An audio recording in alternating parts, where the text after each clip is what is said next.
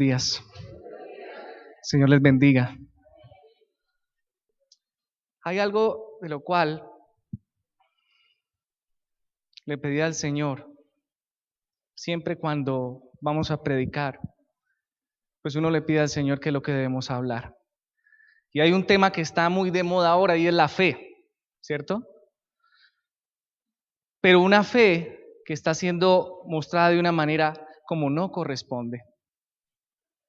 Si yo les preguntara ahora mismo, ¿qué es la fe? ¿Qué es lo primero que se le viene a usted a la mente?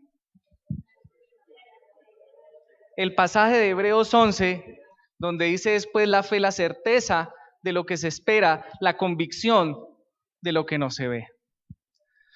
Pero peligrosamente este concepto de fe hoy está siendo mostrado de una manera en donde la fe se mueve a través de las emociones, se mueve a través de los sentimientos, se mueve inclusive con un cierto modelo de predicación en donde llevan a las personas a un concepto de fe y a vivir la fe de una manera, según la Escritura, que no corresponde. La fe es creer lo que Dios dice, eso es lo primero. Otro concepto de fe, aparte del concepto de fe de Hebreos 11:1, la fe es creer lo que Dios dice. Este mes que estamos celebrando, ahora no va a decir Halloween, el mes de la Biblia, donde creemos, conmemoramos y celebramos cada año que lo que está escrito en este libro es, ¿qué? La palabra de Dios. Quiere decir de que cada cosa, cada letra, cada promesa, así como cada demanda que está escrita aquí por Él, ¿será que se cumple? Amén. Porque es la palabra de Dios, está inspirada por Él. Quiere decir de lo que está registrado en este libro, si tú lo crees, ¿qué va a suceder? Pues va a suceder. La fe no se queda solo en creer, porque a veces estos tipos de predicaciones más o menos así, hermano, ¿tienes fe? Y ustedes responden, amén, ¿cierto? Y entonces empieza esta predicación, hermanos, es bueno que tengamos fe, entonces tomamos cierta postura. Toma esta postura, por favor, así conmigo, y apriete un poquito. Yo tengo fe, Señor. Yo sé que las cosas van a suceder y en este día yo sé, Señor, porque yo tengo fe en que esto va a ocurrir. Y se vuelve como un estilo de predicación a tal punto, hermanos, entonces yo les pido que ahora, por esa misma fe, preparen las ofrendas. Vamos a ofrendar a Dios con abundancia, amados, porque tenemos fe y Dios va a responder. ¿Y cuántos dicen amén? Bueno, ustedes se demoraron un poquito porque ustedes ya saben que realmente no es así. Pero hay muchas iglesias en donde sí, amén. Y entonces pasan con las canastas o pasan con el datáfono y están emotivos. Sí, Señor, tú me vas a responder, Señor, lo que sea. Paso la tarjeta y lo que sea, Señor. Y termino pagando por esa fe. Y eso no es así. Y si en algún momento, ustedes saben que estos videos los suben a YouTube, puede que algún predicador se moleste por lo que estoy diciendo, pero esa no es la verdad sobre la fe. La fe no se manipula. La fe no tiene que ver de esa manera con el dinero, ni moverte a ti y a mí las emociones. La fe es algo que tiene que ver con la razón, con una decisión que tú y yo tomamos de creer. La fe es creer lo que Dios dice. Tiene que ver con la voluntad. Tú debes creer y decidir creer para que esa certeza de lo que se espera y la convicción de lo que no se ve sea tangible, sea real en mi vida. Pero aparte, la fe no se queda en solo creer. La fe, después de creer, es hacer lo que Dios me pide. Usted le pregunta a cualquiera, ¿usted cree en Dios? ¿Cuál es la respuesta? Que sí. Pero si usted vuelve y le pregunta, ¿usted hace lo que Dios le pide? ¿Cuál cree que va a ser la respuesta? Y ya no va a responder tan rápido. Vamos a poner otro ejemplo. ¿Cómo se construyó este templo? Pues con ladrillo, cemento, arena, una serie de productos, ¿cierto? Pero ¿qué tal que estuviera el terreno aquí solo? Llega el camión con 1000 sacos de cemento y todos, gracias Señor, qué bueno, se va a construir este templo. Y todos nos quedamos creyendo en que se va a construir el templo. ¿Será que esos sacos de cemento se van a volver el templo? ¿Solos? No, tenemos que combinarlos con arena. Alguien tiene que tomarlos, echarlos al piso, tiene que echarle agua, esa grava y todo lo que necesita. ¿Cómo se llama eso? El concreto para finalmente convertirse en esto que vemos. La fe necesita una serie de ingredientes para que nuestra vida y para que cuando, como muchos decimos, declaramos, decimos, hablamos la palabra y no solo por el hecho de decir tengo fe, sino que de verdad tengo fe, cosas sucedan. Y les voy a colocar otro ejemplo con el que vamos a trabajar hoy para que nunca se le olvide, para que cuando usted se vaya a la casa, tome su mano derecha, muéstresela a su hermano y dígale, ok, hágale así. Este símbolo es conocido en todo el planeta, ¿cierto? ¿Cómo estás? Eso significa que estás bien. Tengo sed. Eso significa que estás bien. Este dedo hoy ya no va a ser el dedo pulgar. Este dedo hoy va a ser el dedo de la fe.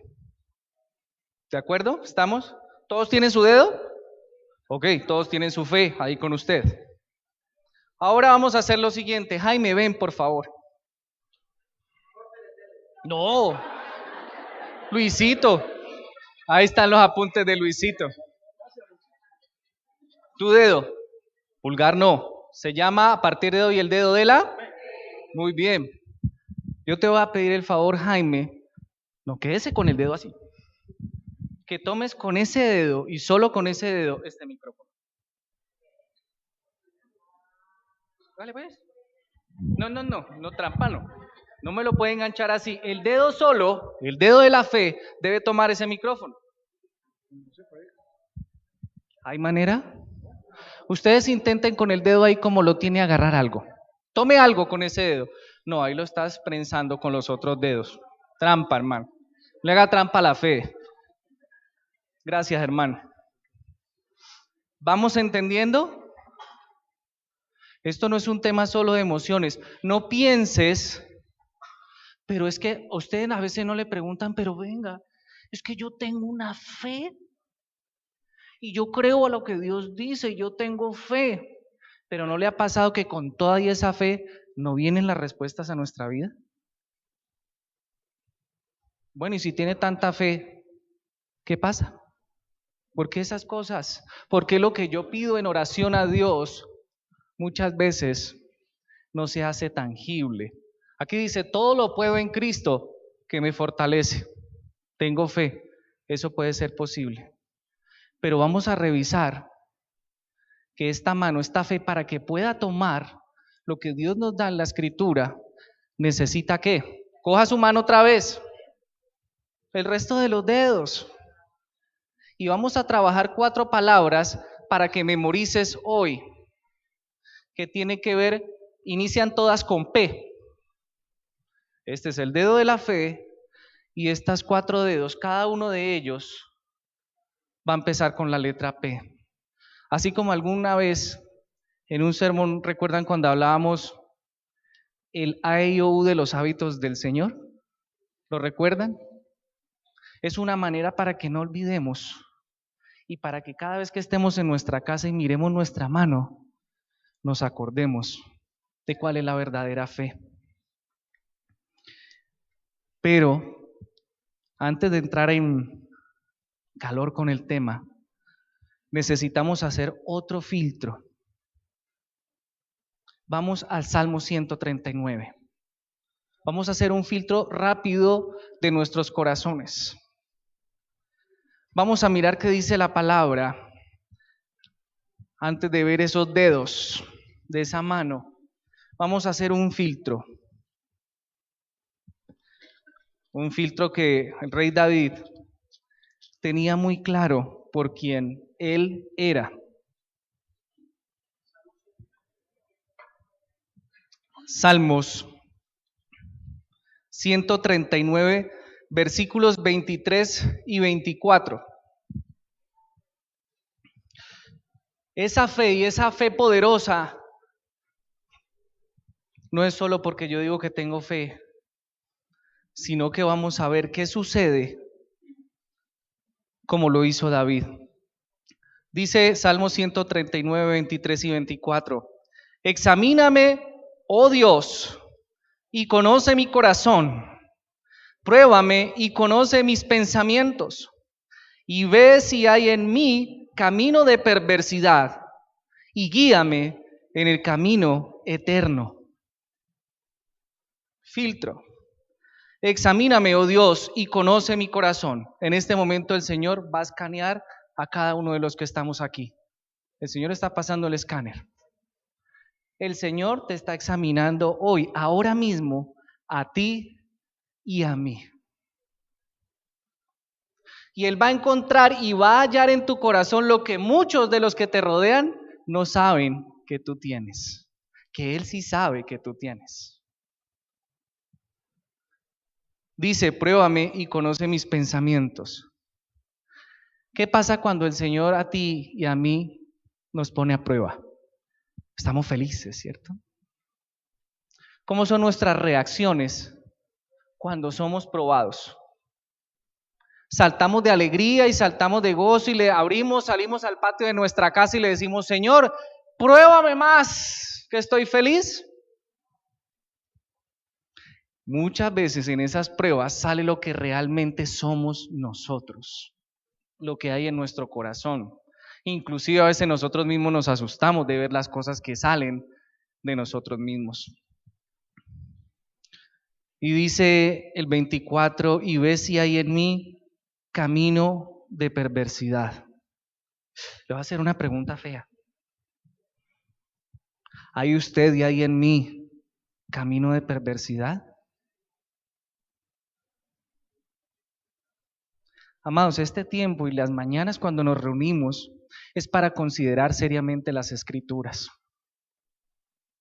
Y la idea es que cada vez que nos reunamos, cada vez seamos más transformados por el Señor y que ustedes y yo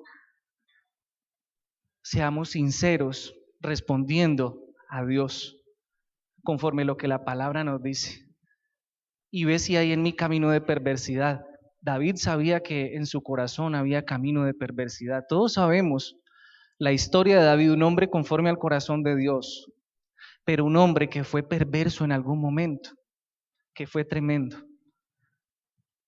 Y él dice, coma y guíame por el camino eterno. O sea, él está sintiendo, él está diciendo, Señor, yo necesito que me guíes, yo necesito ir hacia donde tú me señalas, porque yo reconozco que soy perverso, porque he sido probado y te he fallado. ¿Cuántos de nosotros hemos sido probados y examinados y le hemos fallado al Señor? Ay, solo yo, yo me bajo, entonces no sabía. Todos sabemos sin excepción que muchas veces hemos fallado. Entonces, si ya cada uno de nosotros reconocemos y sabemos quiénes somos en nuestro corazón, ¿usted cree que va a ser suficiente decir, Señor, pero yo conozco tu palabra y yo tengo fe, Señor, y yo te pido en el nombre de Jesús esto y aquello, y esperas a que Dios te lo dé? ¿Será que es así nomás? Es que yo tengo fe. Es más, Señor, directa o indirectamente te voy a transar un poco, Señor. No, esto es serio. Y la fe tiene que ver no solo con milagros, la fe no tiene que ver solo con respuestas de Dios. La fe no quiere decir que cada vez que yo pida, Dios tiene que responderme. No. Tendríamos un concepto equivocado de lo que es la fe. La fe no es solo eso. tenemos que examinar porque la fe es un modo de vida también. Cuando ustedes revisan los héroes de la fe en Hebreos 11, hay una característica de cada uno de esos héroes de la fe. Algo sencillo. Tuvieron fe e hicieron cosas increíbles y están registrados en este libro por una sencilla razón. ¿Cómo definimos la fe ahora? La fe es hacer lo que Dios dice que hagamos. Por eso hicieron y sucedieron cosas increíbles.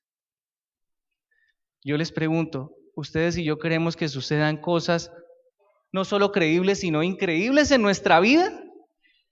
Ah, no, como que no. Les repito, ¿ustedes quieren que sucedan cosas creíbles e increíbles en nuestra vida? Tranquilos, no se enojen. Es sencillo, pero a veces tan difícil. Haz lo que Dios te pide que hagas. Volvemos a la mano, tome su mano. Vamos a ver con este dedo, el primer dedo, ¿cómo se llama este dedo? El índice. Que cuando este dedo de la fe con este se juntan, ahora sí formo una pinza y ya me permite tomar algo. Ya la fe por sí sola no, ya me permite tomar algo. Y vamos a revisar nuestro corazón. La primera P, Proverbios 28:13, y lo vamos a leer todos juntos. Vamos a la escritura, Proverbios 28:13. Porque es yendo a la escritura que hoy nuestra fe será renovada. Que podremos decir realmente estoy caminando en fe. Vamos a esa primera P. Proverbios capítulo 28, versículo 13. Y sé que les va a encantar. Con una emoción, ¿no? Porque recuerden, ¿no? La fe es uy, sí, Señor, qué lindo ese pasaje, lo tomo para mí, Señor. ¿Ya lo vio? ¿Le gusta? ¿Vio? Calladitos. Vamos, 1, 2 y 3. El que encubre sus pecados no prosperará, mas el que los confiesa y se aparta alcanzará misericordia. El que encubre sus pecados no prosperará. Necesita traducción, un lenguaje especial para usted entender lo que Dios establece allí. Tenemos un problema y es que todos los días, dice la Escritura, pecamos. Y por cuanto todos pecamos, estamos destituidos de la gloria de Dios. Pero gloria a Dios, porque hemos sido redimidos a precio de sangre. Entonces, este perdón que tiene que ver con el arrepentimiento se va a convertir en ese dedo que va a ayudar a la fe a que se vuelva una pinza y podamos tomar lo que Dios dice en su palabra para creerlo y hacerlo. Pero si usted es una persona que encubre sus pecados, que los tapa, que los guarda, que los calla, que se esconde, ¿prosperará? ¿Prosperará? Dice la Biblia que no. A veces usted y yo no nos preguntamos, ¿pero qué pasa? Pero Señor, yo tengo fe y nada que me sale de esto. ¿No será que de pronto tenemos algo demasiado cubierto en nuestro corazón que no hemos querido confesar a Dios? Y usted puede decir, Señor, yo tengo fe, pero el tema del perdón y el arrepentimiento es tan delicado que lo que hicimos ahora aquí. Mire, si usted tiene un problema con su hermano, con su próximo, con su prójimo, ni siquiera traigas tu ofrenda al altar. Primero ve y pídele perdón. Primero arrepiéntete.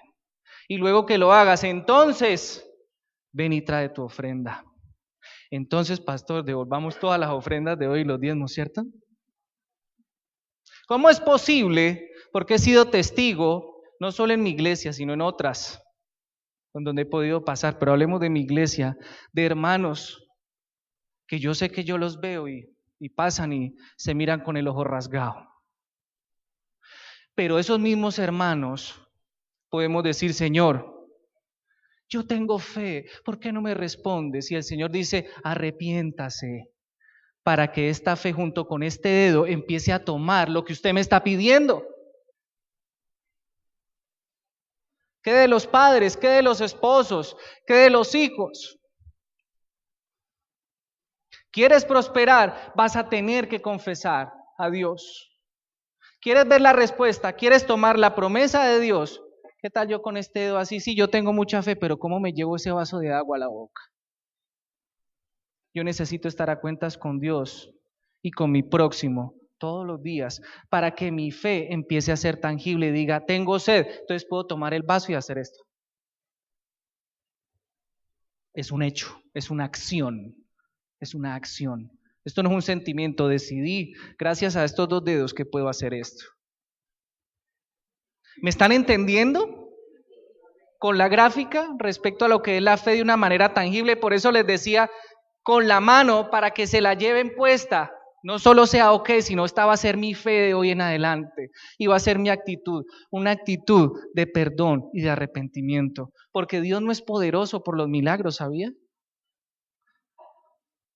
Yo tengo fe y entonces vemos en iglesias maravillas y cosas increíbles y me quito la camisa y la tiro y todo el mundo se cae. ¿Qué fe? Eso no es fe, eso es un show. El Señor no trabaja con las cosas externas, amados. El Señor trabaja con tu corazón y con mi corazón. Ahora yo les pregunto, cuando usted está sentado en un restaurante y llega una persona se colió el loquito, el que uno le dice el loquito, el indigente, y se metió al restaurante, usted le dice, ¿cómo huele de rico? Siéntese aquí al lado mío y coma conmigo. ¿Ah, usted lo hace? Vea, ¿qué pasó, administración? Sáquelo, vea, me va a dañar el almuerzo. Huele mal. Y ustedes y yo, cuando pecamos y cuando no nos arrepentimos, ¿cómo creemos que olemos en la presencia del Señor?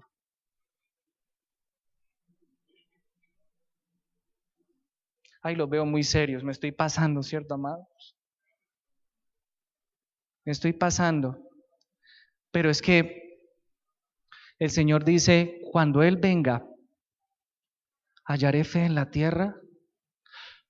¿Será que somos lo suficientemente ciegos para no ver cómo está nuestro entorno, nuestra ciudad y el mundo? Para ver cómo se está poco a poco endureciendo cada vez más el corazón de las personas. Y que no hablan de arrepentimiento ni de humildad, sino de orgullo, de soberbia. Estamos en un mundo orgulloso y soberbio, amados. Y la iglesia no se puede parecer a ese mundo porque dice la Escritura que el sistema, que el mundo como tal es nuestro enemigo, que la carne es nuestra enemiga, que Satanás es nuestro enemigo. Y esto no es un tema de sentir, esto es un tema de creer aquí y de hacer. Vamos entendiendo. Ahora sí se combinó la fe con la primera P, que es perdón. Y el Señor provee en la primera carta de Juan que si confesamos nuestros pecados, primera de Juan 1:9, Él es fiel y justo la balanza, para perdonar nuestros pecados y para limpiarnos de toda maldad. Y es algo que necesitamos hacer cada día, porque a veces nuestra fe no será tangible, porque mi orgullo es tan grandote que yo, no. Dios perdona, pero yo no, dice uno. Que Dios lo perdone, pero yo no lo voy a perdonar. Debemos dar, así como también debemos recibir y decir te perdono, perdóname y te perdono, perdóname y te perdono. Entonces vas a empezar a ver cosas en tu vida, vas a ver que la palabra de Dios empieza realmente a través de tu fe a ser tangible. Mientras tanto, no pidas. ¿Estamos? ¿O se quieren ir? Tercer dedo. Acá, coja su mano. Pero con todos los dedos, ¿no? Tercer dedo. Porque ese dedo solito no me lo va a dejar. ¿Corazón? Tercer dedo. Filipenses capítulo 1, versículo 6. En la medida que van apareciendo estos dedos en la mano, pongan atención. Miren acá al frente. Filipenses capítulo 1, versículo 6. ¿Será que mi vaso está totalmente seguro solo con estos dos dedos? El Señor es perfecto. Y dentro del diseño físico del hombre, Él conformó todos estos dedos porque cuando tengo mi mano completa, yo agarro este vaso con fuerza. Y si alguien quiere venir a arrebatarme este vaso, ¿será fácil de quitármelo así? Difícil, va a tener que forcejear. Pero si yo tengo el vaso con dos dedos nomás, va a ser más sencillo arrebatar este vaso de mi mano. Y hay alguien que está interesado en arrebatar y quitar la palabra de su vida y mi vida, y es Satanás. Y si usted tiene esa fe débil, Él no va a permitir que esas bendiciones de Dios lleguen a su vida. Una persona que no es perdonadora, es resentida, es amargada. Y así a veces con esa amargura y ese dolor me presento al Señor y digo, Señor, yo tengo fe, dame lo que te pido. ¿Será que Dios lo va a conceder? ¿Qué dice Filipenses capítulo 1, versículo 6? Leámoslo todos juntos.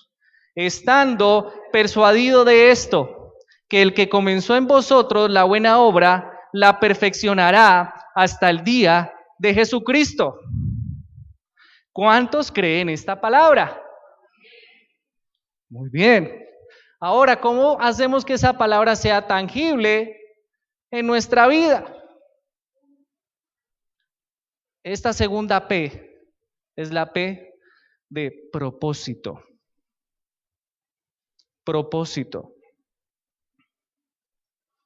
Pensemos cuando éramos niños. Trasládese, eso en mi caso fue hace como 5 años atrás, hace poco. No mentira, hace ya como 35 años. Ya tengo 41. Cuando ustedes le preguntaban, hizo una pregunta frecuente, ¿tú qué quieres ser cuando seas grande? ¿Quién se acuerda? En ese tiempo, que bombero, policía, doctor, enfermera, ¿cierto? Siempre era la pregunta. Pablo, cuando vemos la historia del apóstol Pablo, ¿él qué quiso ser? ¿El qué era cuando era Saulo? El doctor de la ley. Fariseo de fariseos se describe él.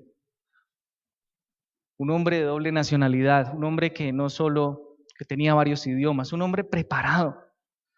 Y él tenía una meta, él tenía un propósito. ¿Y cuál era? ¿Qué dice la Biblia? ¿A quién perseguía? A la iglesia. Aquellos que militaban en la verdad. Pero cuando se encontró con alguien, ¿con quién se encontró él? Yendo a Damasco. Hey, Saulo, Saulo, ¿por qué me persigues? Cuando se encuentra con él, esa meta de Saulo, ¿qué pasó? Terminó, se acabó. Él iba hacia allá convencido, los voy a destruir. ¿Dónde están? Los voy a destruir. Mi meta es acabar con ellos. Pero cuando se encuentra, Jesús sale al encuentro y le dice, es a mí a quien persigues. El propósito de Pablo cambió totalmente. Qué bueno que cuando usted y a mí nos preguntaran, ya no qué quiere ser cuando grande, porque ya estamos grandecitos, sino que te pregunten, ¿cuál es tu propósito? Podamos responder, mi propósito es Jesús y mi meta es Jesús. Y cuando ese propósito se enfoca en Él, entonces todo lo demás que dice la Escritura viene por añadidura. Cada cosa que quieras hacer, el Señor te la va a permitir. La fe se empieza a fortalecer cuando yo tengo propósito. ¿Cómo voy a decir, Señor, yo tengo fe y yo quiero esto, Señor, cuando mi camino va totalmente contrario a lo que Dios me está diciendo que tengo que hacer? ¿Cree usted que Dios en su sabiduría, sabiendo que Él le dice ve a la derecha y tú vas para la izquierda, te responda que porque tienes fe. Vamos entendiendo la importancia de la mano y el significado de la fe y las otras cosas que necesitamos. Pregúntate hoy, y me pregunto yo, ¿hacia dónde vas? Pregúntele al que tiene a su lado, ¿cuál es tu meta? Si tiene a su papá y usted es el hijo, bueno, papá, ¿usted para dónde es que va? ¿Para dónde es que nos llevas, papá? Si estás con tu mamá, y si eres hijo, mamá, ¿y tu vida qué? Si está con su hijo, papá, mamá, pregúntele cuáles son sus metas, hacia dónde vas. Porque eso va a determinar también tu fe y las respuestas de Dios para ti.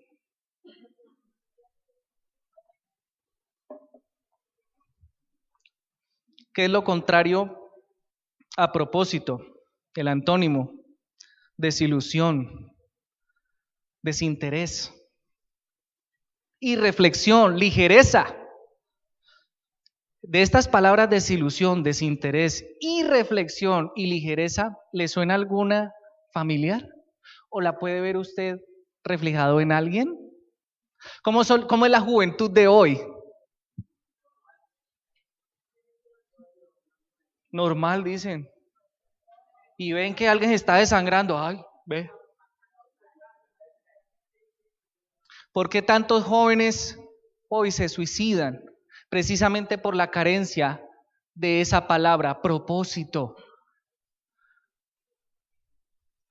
Cuando ves un joven que se siente y reflexione y piense y considere, y nosotros como padres en esa tarea de decir, ven, pensemos un poco, ¿cuál es tu camino? ¿Qué quieres hacer? ¿Qué te gusta? ¿Qué te interesa? Porque ese camino que tome va a determinar las decisiones y su vida completa. Cuando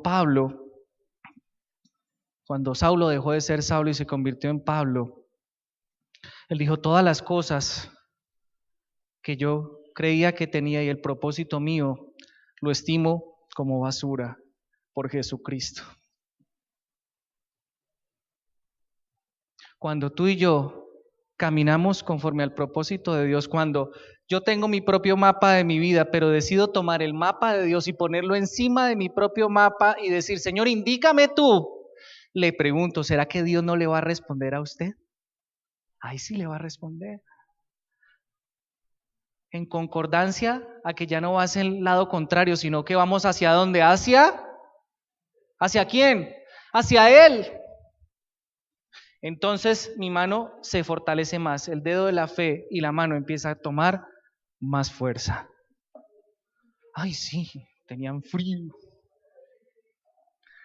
Vea, tuvieron fe y finalmente alguien se levantó y fue y apagó. Fue y lo hizo. Vamos a la otra P. Algo por lo cual el mundo clama hoy y por lo cual no sucederá aún. Vamos a Juan 14:27. El Señor desde esta mañana en la alabanza nos empezó a hablar porque ese pasaje lo trajo a colación Claudia cuando estábamos aquí en la alabanza. Juan 14:27 dice, la paz os dejo, mi paz os doy. Yo no os la doy como el mundo la da. No se turbe vuestro corazón, ni tenga miedo. Y más adelantico en Juan 16:33, Jesús dice también, estas cosas os he hablado para que en mí tengáis paz. En el mundo tendréis aflicción, pero confiad, yo he vencido al mundo. ¿Qué será lo contrario de esta tercera P, cuarto dedo, tercera P, que es la palabra paz? Paz. Cuando en tu corazón hay ansiedad, confusión, cuando hay desorden, no podemos hallar esa paz. La paz que ofrece el mundo, ¿cuál es? la ausencia de conflicto. ¿Será que en algún momento habrá ausencia de conflicto? Después de Génesis capítulo 3, a partir de ahí, guerra, desilusiones, desasosiego, problemas. A partir de Génesis 3 y con la caída del hombre, no han parado las guerras y no pararán. Pero mientras tanto, ¿cómo vivimos entonces? Por eso Jesús dice en Juan 16:33, estas cosas os he hablado para que en mí tengáis paz. ¿En quién? En Jesús. ¿En dónde hallamos esa paz? En Él. ¿Se encuentra usted hoy turbado?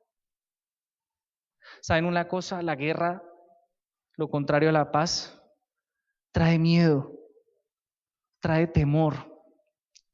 Y cuando hay miedo y cuando hay temor, nosotros no podemos ir a la presencia del Señor y decir, Señor, yo tengo fe y yo sé que tu palabra dice esto y lo voy a recibir. Porque si hay temor, perdemos de vista a Dios. Si hay miedo, perdemos de vista a Dios. Los invito a Marcos 4:35.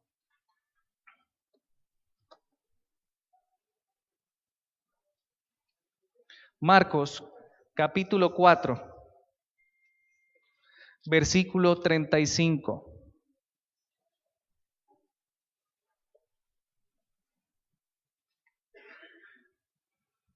Este pasaje es muy diciente y lo conocemos todos. Dice Marcos, el Evangelio según Marcos, capítulo 4, versículo 35. Ese pasaje es cuando Jesús calma la tempestad. Aquel día, cuando llegó la noche, les dijo, pasemos al otro lado. Y despidiendo a la multitud, le tomaron como estaba en la barca, y había también con él otras barcas.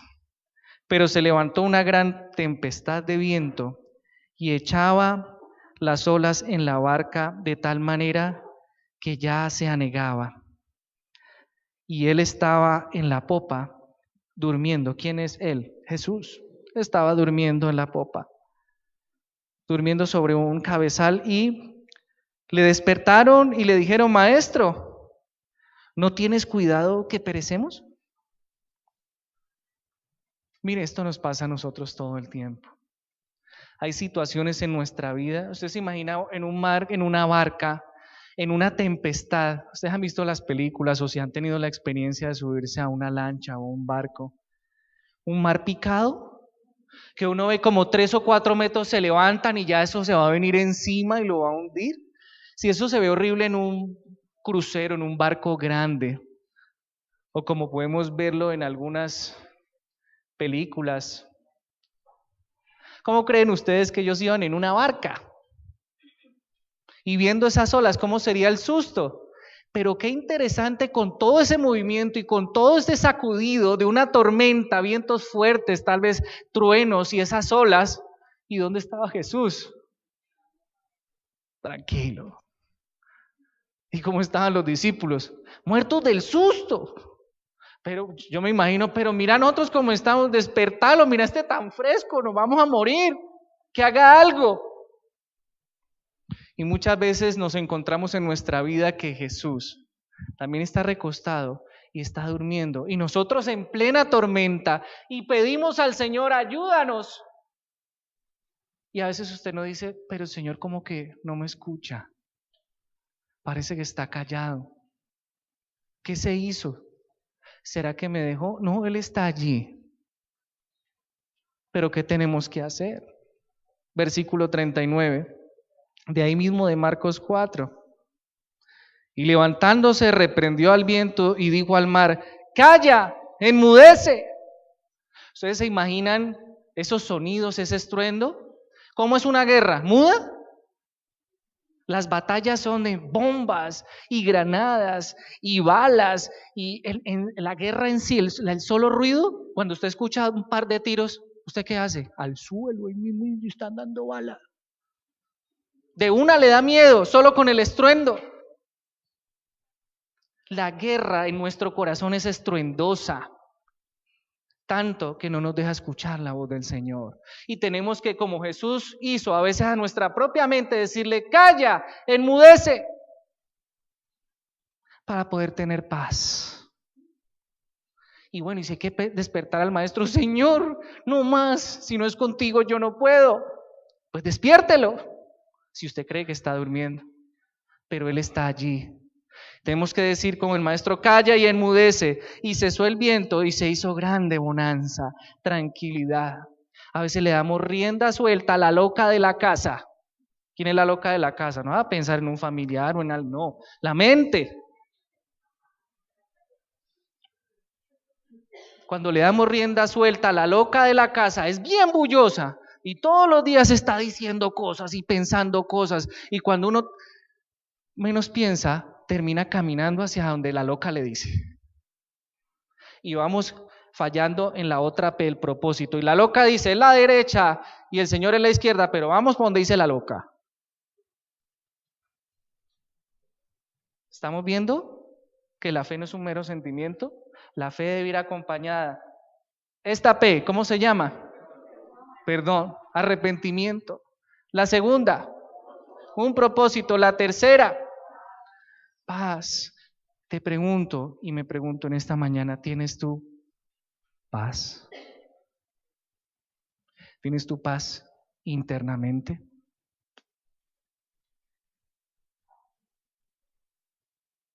¿Tienes tu paz en tu casa?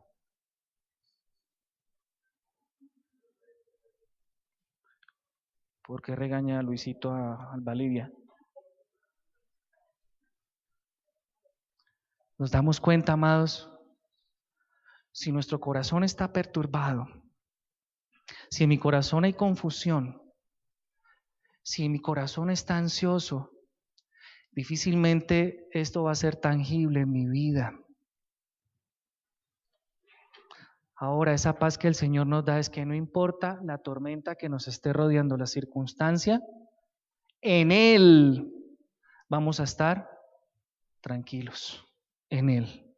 No por mis fuerzas, no por lo que me rodea, sino porque sé que Él está en mí y mora en mí. ¿Usted lo cree? Entonces puedes experimentar esa paz. Porque si yo desde aquí los veo, ustedes no se ven porque los que están atrás, pues que ven la cabeza acá atrás y la espalda y no ven la mirada. Pero desde aquí uno puede ver la mirada de la mayoría o de todos. Y todos, cuando pregunté si tenían paz, la mayoría hizo esto. Es un mundo difícil. La familia en sí es un campo de guerra a veces.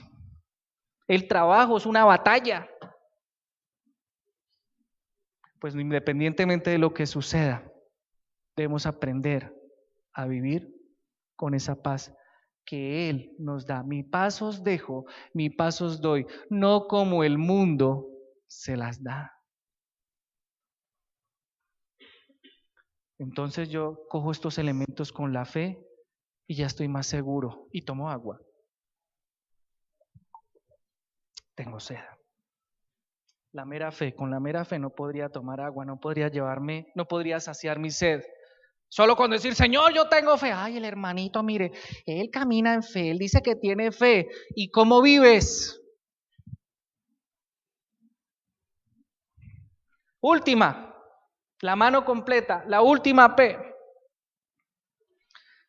Vamos al libro de los Hechos, capítulo 1, versículo 8.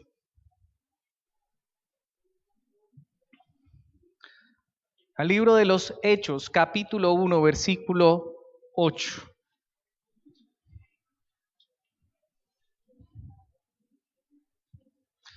Les pregunto, ¿hemos entendido? ¿Le parece que va a olvidar su mano? Y que a partir de hoy no solo es ok, sino este es el dedo de mi fe, pero ¿con qué lo estás acompañando? Esa es la idea. Y hay muchas otras cosas que acompañan la fe, pero con estas, que son importantes, sería suficiente para tomar la promesa de Dios y decir, Señor, aquí está. Última P. Pero recibiréis todos poder cuando haya venido sobre vosotros el Espíritu Santo, y me seréis testigos en Jerusalén, en toda Judea, en Samaria y hasta lo último de la tierra. El significado de poder en el mundo, ¿qué es? ¿Qué se les viene a la mente? Alguien que lo diga sin pena. Poder. Capacidad de subyugar al vecino, al amigo, al que pueda. Tengo poder. Es una posición. Pero ¿será que el poder que Dios nos da es para hacer lo que queramos con ese poder? Porque de hecho, iba a la concordancia y dije, voy a buscar varios significados sobre poder. Me apareció poderoso. Aquí poder. Pero luego el significado me llevaba a algo y era autoridad. El poder que tenemos cada uno de nosotros, y aquí en Hechos 1:8 dice, ¿usted tiene el Espíritu Santo? Le pregunto por si acaso, si tiene duda. ¿Usted tiene el Espíritu Santo? ¿Por qué? ¿Por qué? Porque has creído en el Hijo de Dios. Porque has creído que Jesucristo es el Señor. E inmediatamente el Espíritu Santo vino a nuestra vida y mora hasta hoy en todos aquellos que creamos que Jesucristo es el camino, la verdad y la vida. Entonces, si el Espíritu Santo mora en ti y en mí, nos ha dado autoridad. ¿Y a qué los mandó según este pasaje? Vayan y hagan todo el dinero que puedan. Tomen las personas que puedan y póngalas a trabajar para usted.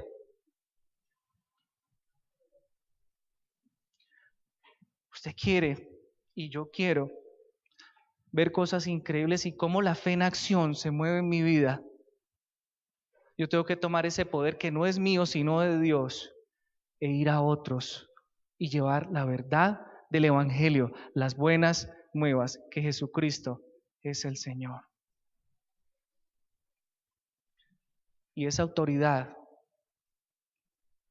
tiene también un ingrediente muy parecido a la primera P del perdón y el arrepentimiento, y es la humildad.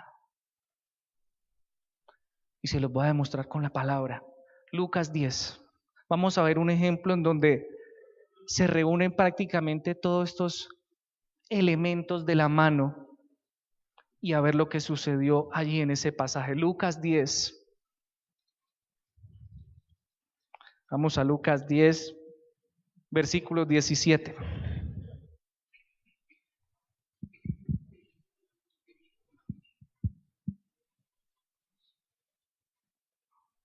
Lucas 10, 17 al 20. Dice mi Biblia el título: los 70 mensajeros regresan. Volvieron los 70 con gozo, diciendo, en Lucas 10 estoy, versículos 17 al 20. Volvieron los 70 con gozo, diciendo, Señor, aún los demonios se nos sujetan en tu nombre.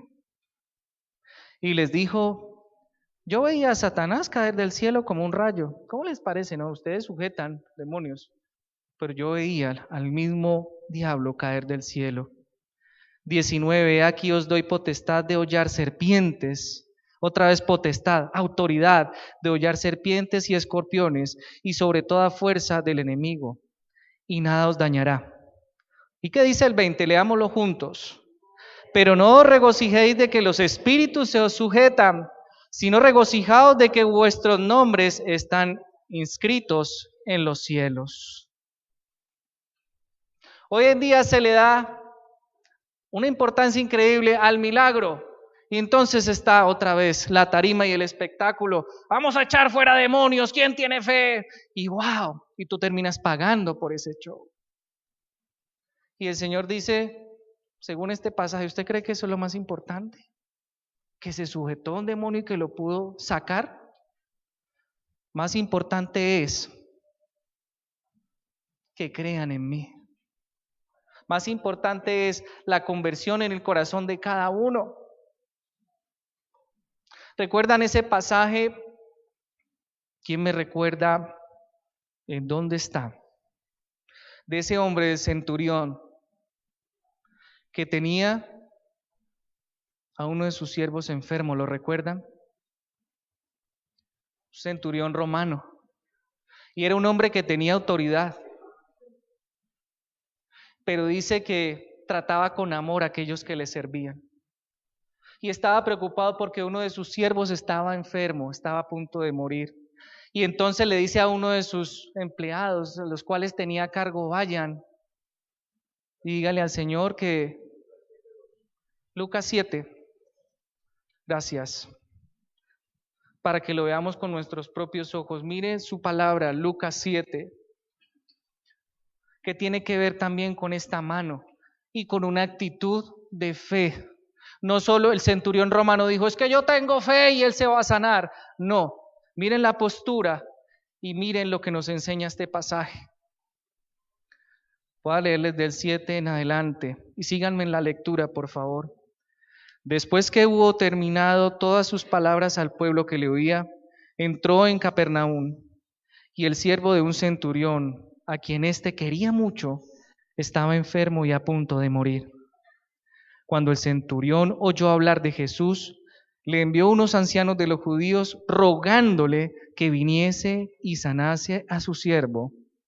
Y ellos vinieron a Jesús y le rogaron con solicitud, diciéndole, es digno de que le concedas esto, porque ama a nuestra nación y nos edificó una sinagoga. Y Jesús fue con ellos. Pero cuando ya no estaban lejos de la casa, el centurión envió a él unos amigos diciéndole, Señor, no te molestes, pues no soy digno de que entres bajo mi techo. Por lo que ni aún me tuve por digno de venir a ti, pero di la palabra y mi siervo será sano. Porque también yo soy hombre puesto bajo autoridad y tengo soldados bajo mis órdenes. Y digo a este, ve y va, y al otro, ven y viene, y a mi siervo, haz esto, y lo hace. Miren la reacción de Jesús en 9. Al oír esto, Jesús se maravilló de él y volviéndose, dijo a la gente que le seguía, os digo que ni aún en Israel he hallado tanta fe. Y al regresar a casa, los que habían sido enviados hallaron sano al siervo que había estado enfermo. Miren la actitud del centurión. Reconoció quién era Jesús, pero él era un hombre con autoridad. De hecho, bien podría ser un enemigo de él, centurión romano. Pero escuchó lo que de Jesús decía, pero él también sabía quién era. Y él hizo un filtro como cuando leímos el Salmo 139. Él se examinó, él dijo, no es ni digno que Jesús esté en mi casa y ni siquiera yo salirle al encuentro. Pero solo hable, solo diga que se sane a este siervo, a este empleado que yo amo, y será hecho. ¿Y qué sucedió? Un milagro. Porque cuando volvieron de regreso estaba sano. Y Jesús dijo, wow. Jesús usó estas palabras, el mismo Señor, os digo que ni aún en Israel he hallado tanta fe. A veces nos damos cuenta que directa o indirectamente nos presentamos con cierta soberbia al Señor y decimos, Señor, pero es que usted tiene que responderme. Señor, ¿qué le pasa? O como los discípulos en la barca, un codazo, quién sabe cómo lo levantaron, ¿será que lo agarraron de aquí? Señor, vea, despierte, nos estamos ahogando. A veces también cogemos al Señor del cuello, bueno, respóndame pues, yo necesito respuesta. Y no somos dignos ni siquiera de acercarnos a Él. Pero bendito sea el Señor, porque cuando tomamos esta mano, vemos que cada una de esas P, cada uno de esos dedos tiene que ver el uno con el otro. El arrepentimiento, un nuevo propósito, un nuevo camino, una nueva vida. Entonces, cuando desarrollo lo primero y lo segundo, tengo paz, porque estoy haciendo lo que Él me dice y yendo para donde Él me dice y tengo paz. Y finalmente Él me capacita con la autoridad para que lleve este mensaje a otros. ¿Por qué? Porque otros están viendo lo que tú haces, cómo vives, cómo hablas y lo que Dios hace en ti. Y entonces tomo mi mano segura y tomo agua nuevamente y pongo el vaso aquí. Y mi mano está completa. Mire su mano nuevamente. Creo que a partir de hoy va a ver su mano de otra manera, ¿cierto? ¿Este dedo qué significa? Este dedo tiene que ver con el arrepentimiento. Perdonada, hermana. El otro dedo, propósito. ¿Hacia dónde vas? El siguiente dedo, paz. Y el último, Dios te ha dado autoridad para que en el nombre de Jesús entonces, inclusive las tinieblas huyan de nosotros. Pero si usted no tiene esos otros ingredientes, usted va a decir en el nombre de Jesús, vete, y el mismo diablo se le va a reír porque no tienes autoridad. ¿Qué acompaña tu fe, amado? Eso nos ayudará a determinar una respuesta definitiva a nuestras oraciones y que la palabra de Dios cobre vida en nuestras vidas. ¿Usted quiere que estas más de 5,000 promesas cobren vida en su vida? Entonces entendamos el concepto de la fe y vivamos por fe, porque ciertamente dice que sin fe es imposible agradar a Dios. Y es cierto, pero la fe no es un acto de magia. El vivir por fe tiene que ver con tu modo de vida, con tu conducta y que hagas lo que Dios nos pide. Yo le invito a que cierre sus ojos e inclinemos nuestro rostro allí donde estamos.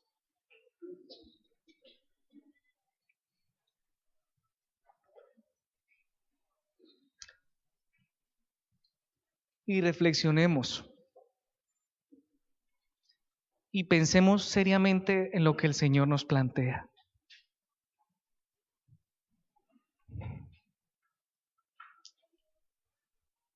Muchas veces en nuestras vidas no hay sanidad porque hay tanto resentimiento, tanto dolor, tanto pasado malo en nuestros corazones que difícilmente podemos sanarnos porque esas raíces de amargura nos mantienen enfermos. Y aún siendo pueblo de Dios, hijos de Dios, creemos que pedimos, Señor, con fe, pero antes de respondernos, tú quieres restaurar nuestro corazón.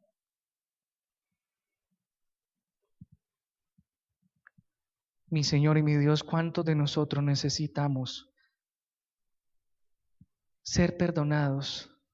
¿Y cuántos de nosotros debemos insistir pidiendo perdón?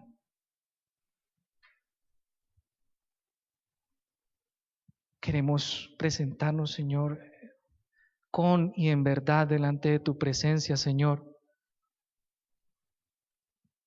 porque genuinamente queremos vivir por fe. Queremos hacerlo, Dios. Pero antes de ver tu gloria, tú quieres enseñarnos a nosotros que debemos trabajar primero adentro en nuestras propias vidas. Que tú quieres organizar primero y sanar nuestro interior para sanar lo exterior. Padre, reconocemos que somos testarudos.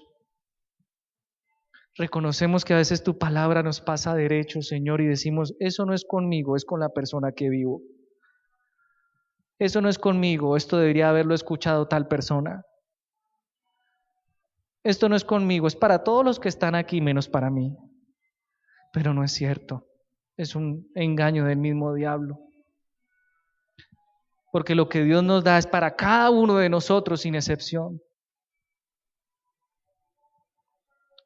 Padre, Pablo tenía una meta. y se la dijo a su hijo espiritual Timoteo: he terminado la buena batalla, he corrido esta carrera y lo he hecho con fe. Pero Pablo pudo ver toda la gloria de Dios en medio de esa carrera porque hizo lo que Dios le pidió. Tenía una meta y un nuevo propósito en el Señor. ¿Cuál es nuestra nueva meta y nuestro nuevo propósito? Padre, ciertamente nuestros corazones pueden estar ahora mismo perturbados, cansados, afligidos, llenos de miedo, y muchas veces por todos esos temores no entendemos y no experimentamos, Señor, las bendiciones de tu palabra en nuestra vida, porque nos ciegan, Señor, como cuando vamos por camino nublado y no vemos el camino. Pero cuando viene esa paz que solo el Señor nos sabe dar, la neblina se va y podemos ver con claridad, porque Jesús, dice Juan, es la luz del mundo. Y solo esa luz despeja esa neblina que nos impide ir por el camino. Ese camino que, aunque muchas veces o siempre estrecho, es seguro y nos trae paz. Y Señor, tú nos has dado la autoridad, no para pasar por encima de los demás, sino primeramente para someternos a ti, al Rey de Reyes, al Señor de Señores, porque tú eres nuestro Señor. Y nos has dado la autoridad, pero para que con ese poder en el Espíritu Santo oremos por otros y sean sanados, compartamos a otros y sean libres de la oscuridad y vengan a esa luz admirable que tú nos has traído, Señor. Para eso es ese poder y para eso es la autoridad. Para que entonces, entendiendo eso, sí echemos fuera demonios, se sanen enfermos, haya provisión, hayan maravillas. Pero que ese no sea el centro del mensaje o de nuestra fe, sino que si caminamos contigo, Señor, y obedecemos a tu palabra, entonces realmente viviremos por fe. Padre, gracias por esta mañana. Gracias por cada uno de mis hermanos y sus familias. Gracias, Señor, porque tú eres bueno. Porque para siempre, Señor, es tu misericordia. En el nombre de Jesús hemos orado en esta mañana, Señor, y te ruego que tu Espíritu Santo continúe hablándonos en la medida de que yo mire mi mano y recuerde lo que he aprendido hoy, Señor, que tú me hables y me ejercite para que esta mano tome tu palabra, que es la espada, y rompa, Señor, y me proteja y haga huir el enemigo de mi vida. Gracias, Padre, gracias, Hijo, y gracias, Espíritu Santo. Amén y amén.